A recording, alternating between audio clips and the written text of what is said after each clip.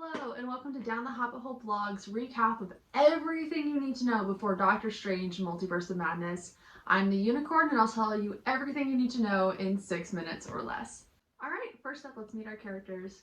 Dr. Strange is a former neurosurgeon. He used to work with his Dr. Christine Palmer.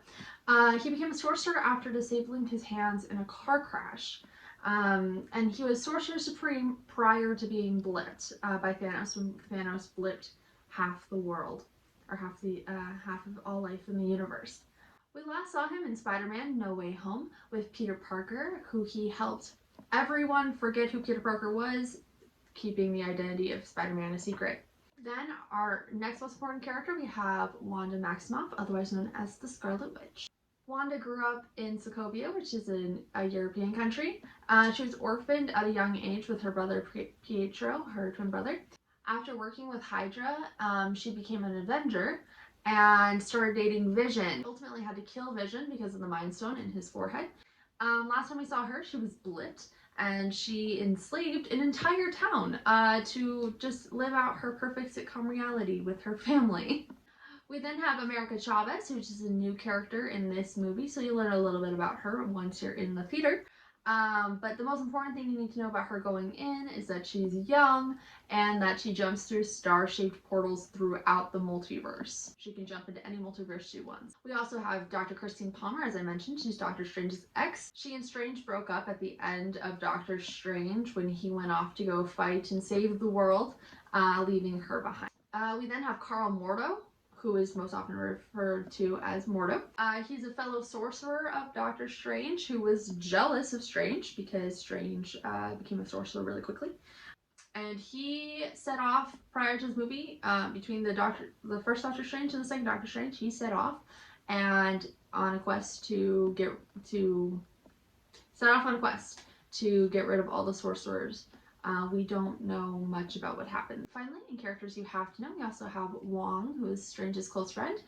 He's also now the current Sorcerer Supreme, one of the most powerful beings in the entire universe.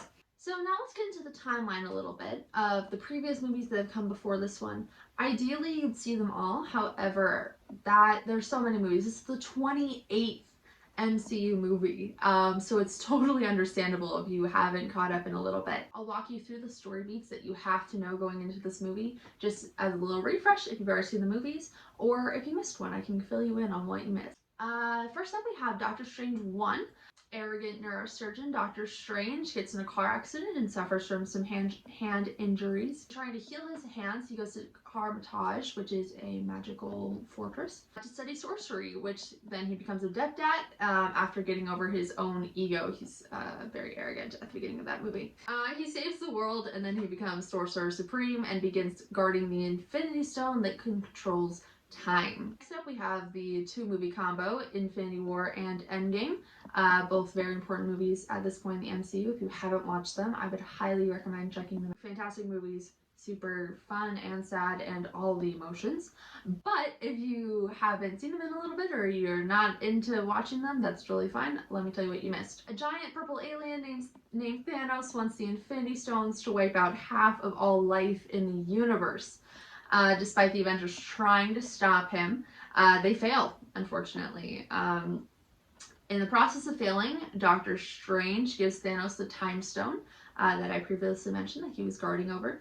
And Wanda is forced to kill Vision, her android boyfriend, who wields the Mind Stone in his forehead, as I mentioned. Half of all life in the universe disappears, including both Wanda and Doctor Strange. Thankfully, in Endgame, 5 years later, the rest of the Avengers bring everyone back. Unfortunately, though, it is now 5 years later, which has kind of screwed up things a little bit time-wise for everyone who disappeared.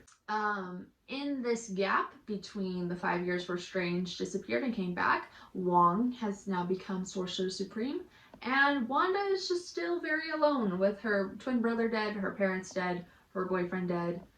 It's a rough time for Wanda. She's not doing so hot. And then in WandaVision, which I would highly, highly, highly recommend you go see before you see this movie.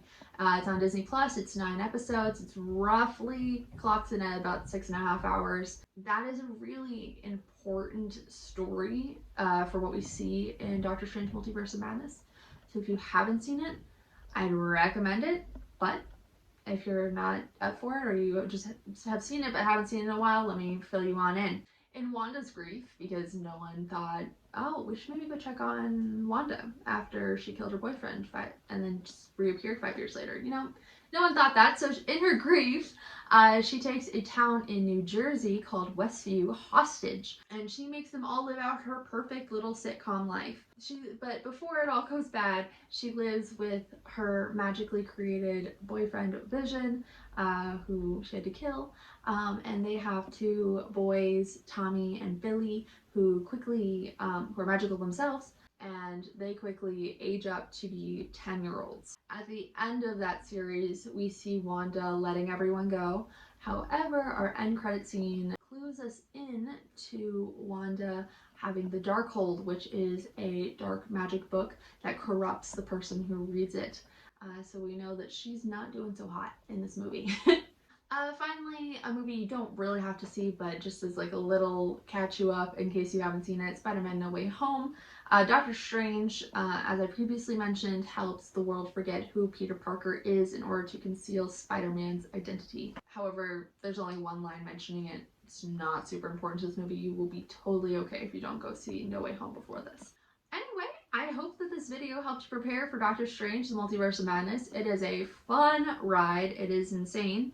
And it is definitely a little mad. Check out our review of the movie up on our blog. If you haven't, it'll be linked down below. And also, if you have younger kids who are maybe not ready for this movie with its horror elements and some of its more mature themes, how about you have them check out Spidey and His Amazing Friends? We also have a review of that linked at our blog. I'll link it down below. Thank you so much for watching this recap. I hope you enjoyed the movie and talk to you soon.